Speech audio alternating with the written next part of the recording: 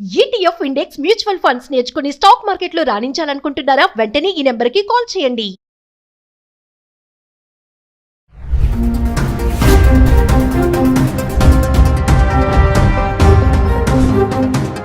మొట్టమొదట మీరు మాట్లాడమని అడిగింది ఏంటంటే లేటెస్ట్ అమెరికన్ అప్డేట్స్ ఏంటి, ప్రస్తుతం ఎలా ఉంది పరిస్థితి ఇక్కడ.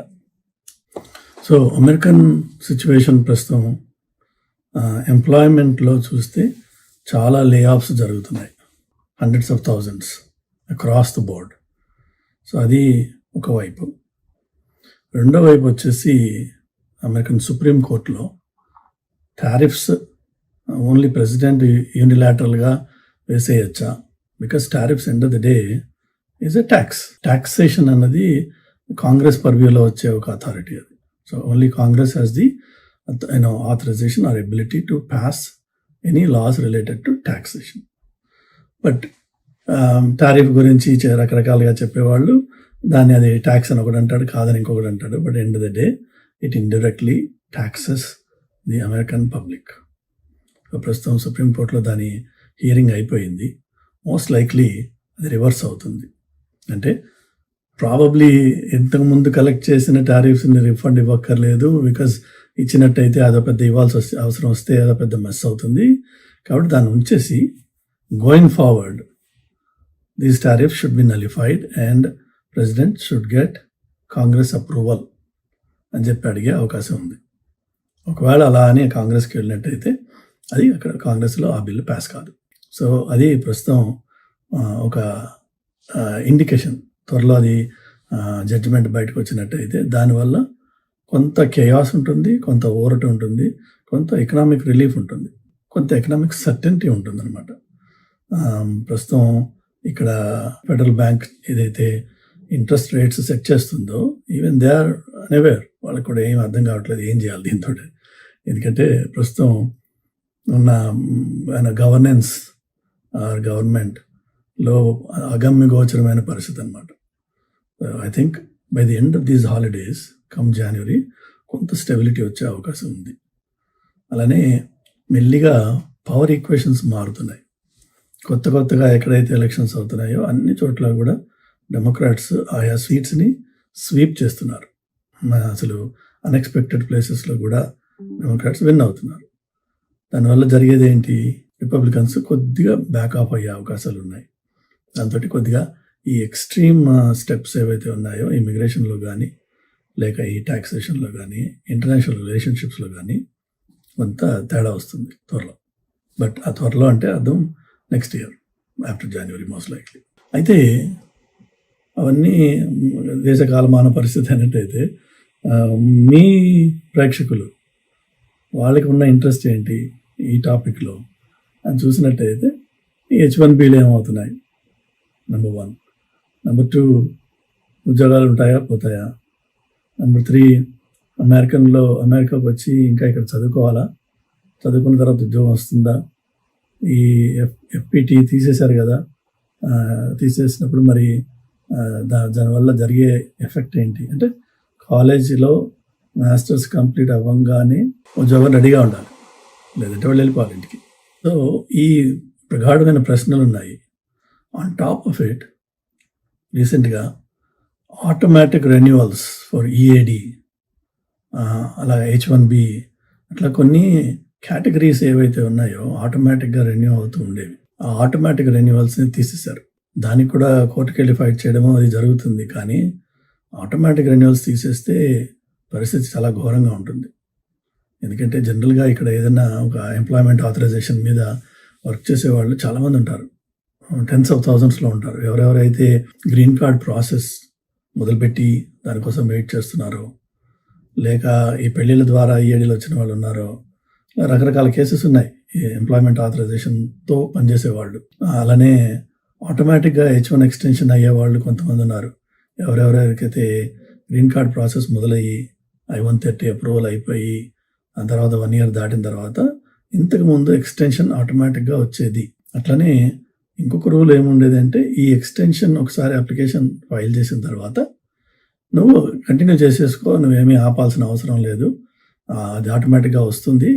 It may take 6 months or 7 months, but there is no break. అని ఇంతకుముందు ఉండేది.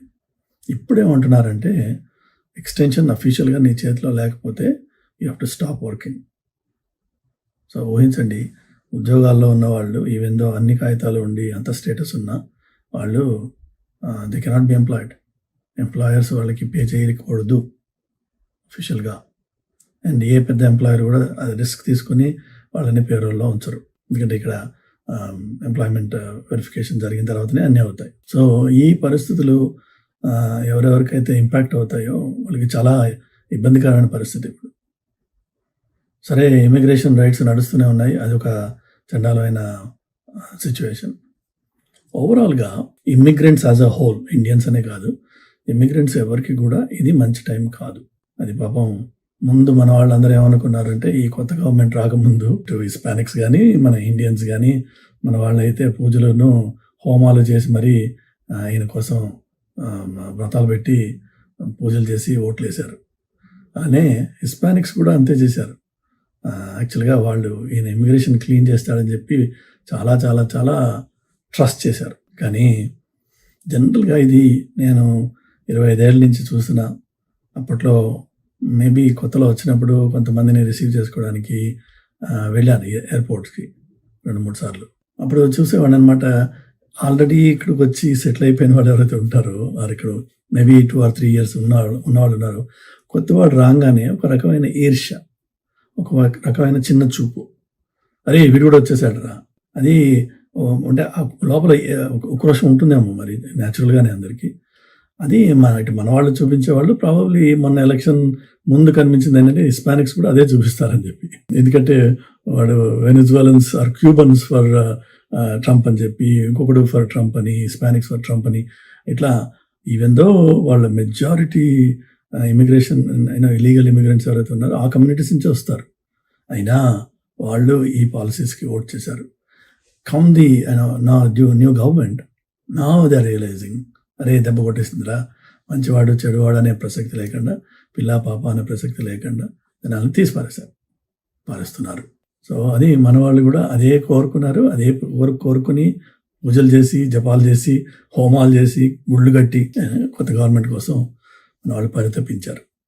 సో ఇందులో మన భాగస్వామ్యత్వం ఉంది. ఇందులో ఈ ప్రస్తుతం జరుగుతున్న పెంటకి మనం కూడా కాంట్రిబ్యూట్ చేసాం. సో ఇప్పుడు ఎవరెవరైతే ఇండియన్స్ ఇక్కడ ఉన్నారో ఓటు హక్కు ఉన్న వాళ్ళు ఆశ్చర్యపోవాల్సిన అవసరం లేదు. ప్రతిసారి జనరల్గా మన హ్యూమన్ బీయింగ్స్లో ఉండే టెండెన్సీ ఏంటంటే ఎక్కడైనా తగలబడిపోతుంటే మన ఇల్లు కాదు కదా అనే యాటిట్యూడ్స్ ఉంటాయి. అది మన ఇంటికి వచ్చినప్పుడు తెలుస్తుంది బాధ ఏంటది. నెవర్దలెస్ ఇప్పుడున్న పరిస్థితి ఇమిగ్రెంట్స్కి హైలీ అన్ఫేవరబుల్. ఇప్పటికీ నేను చూస్తూ ఉంటాను ఈ యూట్యూబ్లో, అది ఎంత నాలెడ్జ్ ఉంటుందో వాళ్ళకి ఏమో తెలియదు కానీ EB2, EB3 ప్రయారిటీ డేట్స్ తెగ మూవ్ అయిపోయినాయట. ఇండియన్స్కి శుభవార్త. ఏంటి ఇండియన్స్కి శుభవార్త? EB2, EB3లో వాడు 10 ఏళ్ళ నుంచో కూర్చొని ఉన్నాడు. ఆ 10 ఏళ్ళ వెయిటింగ్ ఇప్పుడు ఆ ప్రయారిటీ డేట్ ఇప్పుడు 1 సంవత్సరం, 6 నెలలు, 3 నెలలు ముందుకు మూవ్ అయింది. అయితే ఏం ఒరిగింది? దానికి ఎవడు ఏమీ కొత్తగా వచ్చి చేయలా. అప్లికేషన్స్ ప్రాసెస్ అవుతున్న కొద్దీ డేట్స్ మూవ్ అవుతూ ఉంటాయి. That's nothing knew about it. అది ఎవరు ఏం చేసిందేం కాదు, అది ఆటోమేటిక్గా ప్రాసెస్ జరుగుతూ వస్తుంది. అండ్ వాళ్ళు ఎన్ని ఏళ్ళ నుంచి పైప్ లైన్లో ఉన్నారు అది ఆలోచించండి మీరు. అంతేగాని ఏదో లూజ్గా శుభవార్త వచ్చేసింది ఏమి రాదు. వచ్చే 3 ఏళ్ల పాటు నేను ఇంతకుముందు వీడియోలో చెప్పాను, నేను సిటిజన్స్, నాన్ సిటిజన్స్ అని ఒక 2 కేటగిరీస్ తయారు చేశారు. ఎవరికైతే సిటిజన్షిప్ ఉందో వాళ్ళంతా ఒక బ్యాచ్, న్యాచురలైజ్డ్ కానివ్వండి, ఇక్కడ పుట్టి పెరిగిన వాడిని కానీ అదంతా ఒక side. Everybody else is on a separate plane. All non-citizens are grouped together and all non-citizens will be monitored, observed, and ఏ చిన్న తప్పు జరిగినా, ఇంతకుముందు మనం చెప్పుకున్నాం DUI అంటే driving under influence, driving under intoxicated or whatever, అంటే తాగి డ్రైవ్ చేస్తే ఇంతకుముందు దానికి ఒక పెనాల్టీనో డబ్బులు కట్టేస్తే ఇంటికి పంపించేవాళ్ళు. ఇప్పుడు ఉన్న పరిస్థితి అంటే నాన్ సిటిజన్ DUIలో పట్టుబడితే ఇమ్మీడియట్ రిమూవల్.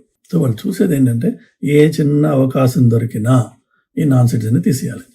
సో అది పరిస్థితి. కాబట్టి శుభవార్తలు ఏవి రావు వచ్చే 3 ఏళ్ళ వరకు, కనీసం 3 ఏళ్ళు. ఆ తర్వాత ఏమవుతుందో మనకు తెలియదు. ఒకటి అది. రెండోది వచ్చేసి నిన్న నేను చూశాను, మొన్న ఇలా మొదలైన కొత్త కాల్స్ ఏంటంటే అసలు ఇమిగ్రేషన్ని ఆపేయాలి కంప్లీట్గా.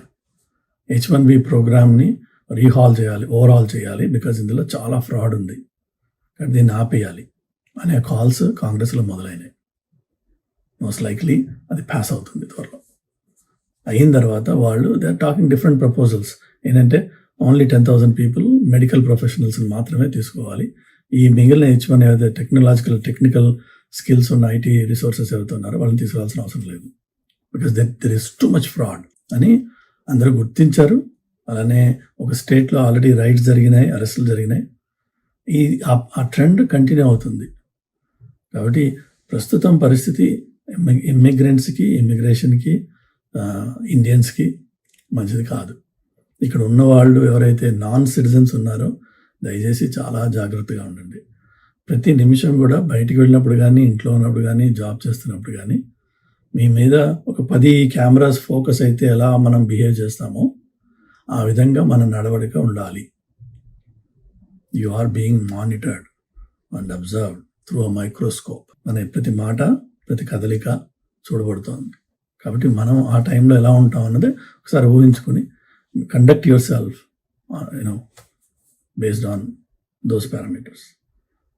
Okay, ma. So that's my message for now, and that's going to remain for the next 3 years. Unta mari. Namaskaram.